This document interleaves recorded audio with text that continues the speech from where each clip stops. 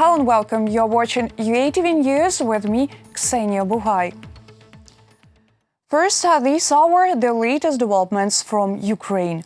Almost 190 kilometers of the highway of national importance were repaired this year in Cherkasy region within the frameworks of the big construction program. This is the largest volume of road repairs carried out in Ukraine over the past 29 years. In addition to the major repairs of the road itself, overpasses, bridges and junctions were also reconstructed. Most of the facilities have already been commissioned. On some of them, final work is underway to strengthen the road shoulders, apply markings and install road signs. According to the head of the Cherkasy Regional Road Service, the new highway will serve for decades. At the beginning of this year, in the frameworks of big construction program with the support of President of Ukraine, we have developed an ambitious plan providing repair of 234 kilometers of roads in Cherkasy region. As of today, we have somehow made it. It's 188 kilometers in the upper layers. Since 2014, almost $286 million were allocated by the state within the framework of the Warm Loans program. The main task is to renovate the old housing stock and minimize heat loss during the heating season. How do co-owners, associations and condominiums manage to reduce utility costs and save money? Our journalists know. 10 years ago, dwellers of this house faced numerous problems. The walls are thin and cold, keeping no heat, while the roof absorbed the rain and melt water. As time went by, they managed to resolve these problems. In 2012, dwellers created the Association of Co-owners of an apartment building. 3 years later, they contracted a loan and modernized the building. It's good you haven't seen this basement earlier. Now all the leaks are fixed. Everything works, the roof has been repaired, windows have been changed, and the entrance is in perfect condition. The heart of the house and the saving mechanism are in one room. This is an individual heat supply station with an automatic balancer. It reacts to the weather and supplies heat to the apartments depending on the temperature outside.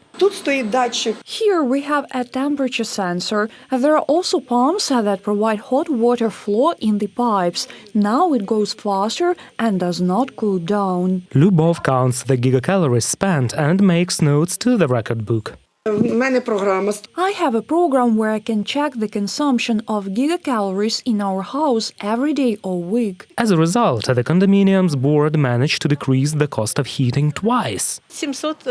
We paid some $25 in November. This is twice less than in other houses. I know it for sure. Despite the fact that the batteries do not work in full, they are warm enough, and the apartment is warm. I can even open the window.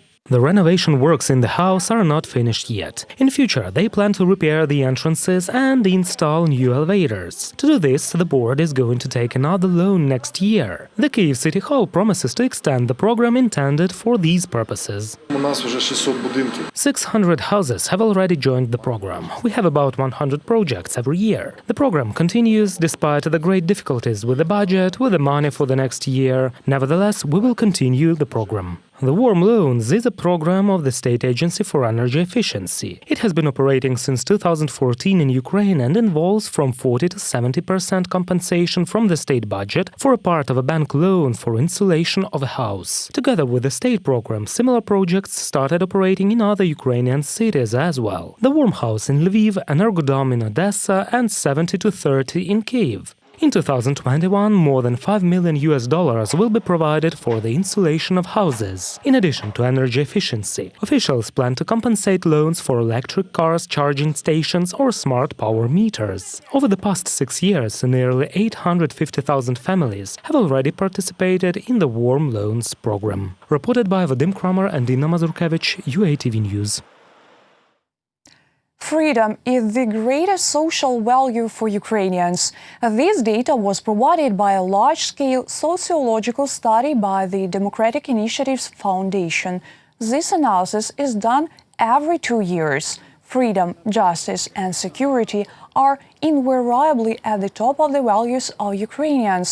The largest growth over the past 4 years in the rating of values was shown by responsibility and tolerance. Ми спостерігаємо позитивну We observe a positive trend. The issue on restriction the rights of a social group under certain circumstances has reduced by almost 5%. This indicator is quite positive.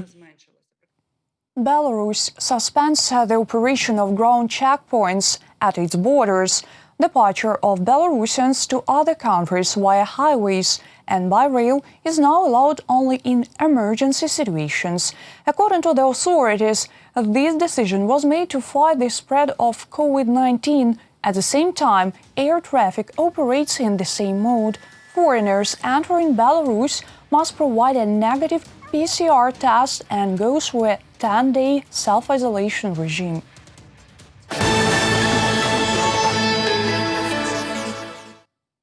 Up next, military training, history of the Ukrainian army, as well as choreography and etiquette. Such disciplines are studied by students of the Kyiv boarding school Cadet Corps. Our correspondents have visited it and studied the day of a Ukrainian cadet. Officers in the room, stand up. Glory to Ukraine. Glory to heroes. Ukrainian cadets study and live 5 days a week on the territory of the lyceum. Most of the time they devote to education. The schedule is very busy, so they have to get up at 7 in the morning, tells Denis. First we wake up, then we line up, we look who's present and who's absent. Then we go outside, do morning exercises. Then we go to the canteen and have breakfast. Then we come to class. Lessons are held and after we go and have a lunch. After we have exercises or combat training and then self-training. Students of the military lyceum study the same subjects as ordinary school children. However, they have additional disciplines. There are additional subjects such as military topography, the statutes of the armed forces of Ukraine, tactics, military medical training, combat training. These are the elements that are in the armed forces, but in our school cadets also have ideas and knowledge.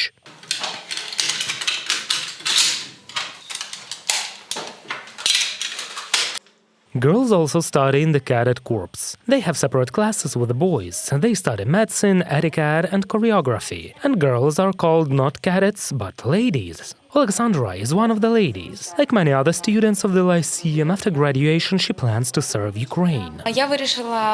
I decided to study at the Cadet Corps long ago. In future, I plan to work in the military sphere, and this institution is very interesting to me. After graduation, I plan to go to the military college. There is law and military education there. I plan to become a police officer in the future. Therefore, I should study law. There are 700 students in the Cadet Corps now. Up to 100 graduates finish lyceum every year. Reported by Vadim Kramer and Artem Holub, UATV News. A cook-off between military chefs and the best Lviv restaurant chefs was held at the Yavoriv training ground. Participants prepared 4 meals from the soldiers' menu. It's for the first time the competition of a kind was held. Our correspondents will tell you more. Military chefs and the best culinary experts from Lviv restaurants gathered at the Yavoriv training ground. All teams should prepare a dinner for 40 people. Today we make boghrach for the first course, buckwheat with vegetables, stolichny salad and compote for the second. We also prepare products for boghrach like pork fat and smoked meat. Ham goes there as well, potatoes and hot pepper too. Miroslava has been working in the military kitchen for 15 years. She says that in recent years the soldiers' diet has changed significantly. There are lots of changes. Many new soups were introduced, such as boghrach and solyanka. We haven't cooked them earlier. There are many meat dishes as well, such as pork rib with prunes, beef steak. There was no such thing in the menu before. It's all new. The cook-off is held in plein air. The cooks prepare food in tents on a wooden-fired oven. Such boilers with an old jacket, they are used to prepare the second course, so as not to burn food. And these are for the first course, 17 liters of volume here. Andriy is a chef in one of Lviv restaurants. He says that members of his team did not serve in the army, so none of them knows the ration of the military. The products from which I cook meals now are the same I use in a restaurant. It's a perfect meat, same vegetables, everything is of high quality. I don't know how they do it in the army, but it's really tasty.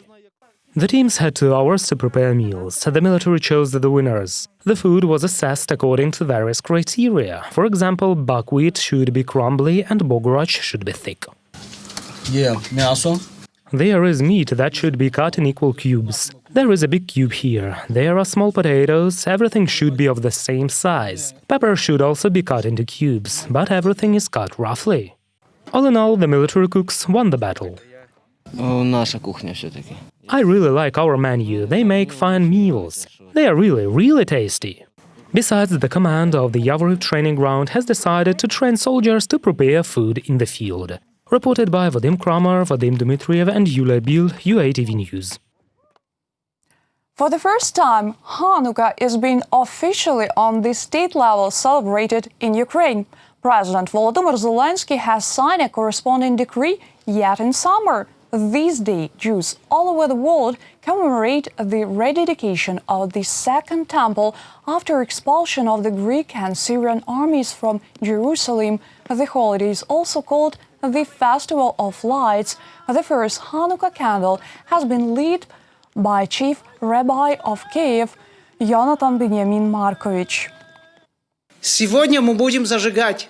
Today we light up a spiritual candle which will remind us that we are a single, united people.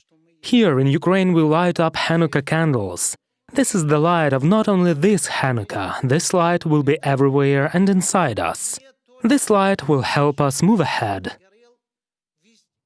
Hanukkah will be celebrated for 8 nights, till December 18th. President of Ukraine, Volodymyr Zelensky, has also congratulated everyone with Hanukkah, wishing prosperity, health and accord in families. And UATV team also congratulates everyone on Hanukkah and wishes all the best, family warmth and happiness. That's all for now. Thank you for watching. Stay tuned. More updates on our official website, YouTube, Facebook and Twitter pages.